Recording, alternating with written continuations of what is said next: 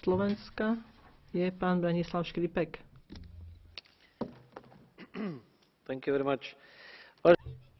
Ani ja sa pani Rodrigues nepoďakujem za túto správu. Európska únia bola pre Slovákov veľkou nádejou na demokraciu, slobodu a pluralitu názorov. Po viac ako 10 rokoch v EÚ sa nás mnohí občania začínajú pýtať: a kde je tá demokracia?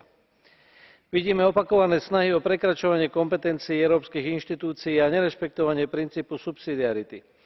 Nesúhlasia s narastajúcim tlakom na presadzovanie gender ideológie do našich škôl, do našich rodín a do našej spoločnosti.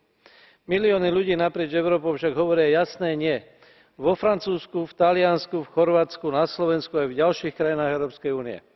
Sme povinní tento hlas vypočuť.